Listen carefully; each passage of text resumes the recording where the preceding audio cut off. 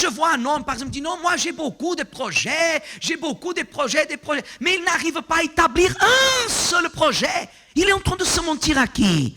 À lui-même. Et quand il y a quelqu'un qui lui parle la vérité, il n'aime pas. Pourquoi? Parce qu'il parle beaucoup, mais il n'analyse pas le résultat. Donc ce que j'ai compris, c'est l'importance d'apporter de la qualité dans tout ce que je fais, de chercher à donner le meilleur dans tout ce que je fais, que ce soit dans mon travail, que ce soit dans ma famille, dans tout ce que je fais, dans mes projets, mes objectifs, chercher à fixer un objectif et me battre pour l'atteindre et chercher à donner le meilleur de moi-même pour atteindre ces objectifs. Quelle est la parole qui sort de votre bouche?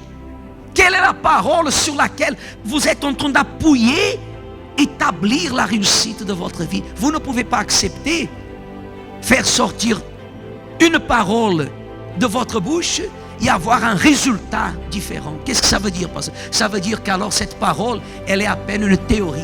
Parce que la parole qui est bâtie sur le roc, et le roc représente la parole de qui? Si ma parole sort sur la parole de Dieu, elle doit faire son effet. Elle ne sera pas une théorie.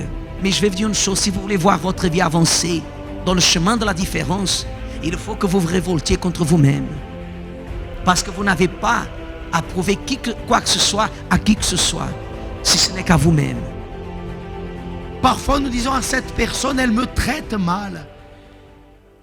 Mais la manière avec laquelle elle me traite, c'est le reflet de la manière avec laquelle moi-même, je suis en train de la traiter. Et ça, beaucoup de personnes, elles ne se rendent pas compte.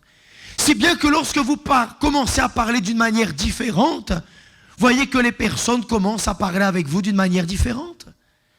Le problème, c'est que nous attendons toujours que le changement, il vienne de qui? Des autres. Et nous ne sommes jamais disposés à faire que le changement, il commence de nous. Est-ce qu'il y a par exemple un domaine ou quelque chose que tu voulais faire mais que tu n'as pas fait et que tu reconnais que non, en fait, tu aurais dû aller jusqu'au bout et que là, tu t'engages à aller jusqu'au bout? Bon, par exemple, je m'étais fixé un objectif, on va dire dans ma vie, on va dire financière. Pas un seul, il y en avait deux.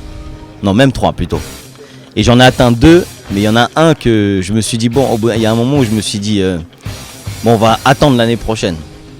Et que, bon, en écoutant la parole, ce qui a été dit aujourd'hui dans la réunion Intellimène, je me suis dit non, en fait, j'aurais dû me battre pour atteindre même ce troisième objectif. Même si peut-être le temps était court, était serré, peut-être que ça ne serait pas mis en place justement dans le délai qu'il y avait parce qu'il était serré, mais au moins le commencement. J'aurais dû au moins me battre pour justement le commencer. Et cette année, justement, après ce que j'ai entendu et de la façon que je veux, que j'ai compris qu'il faut que je construise justement ma vie dans cette année. Donc voilà, il faut que je me batte vraiment pour atteindre cet objectif et pour atteindre les autres aussi que je me suis fixé. Chaque mois, on est en train d'apprendre des choses et je pense que c'est pas pour qu'on puisse diminuer, mais toujours développer, grandir petit à petit.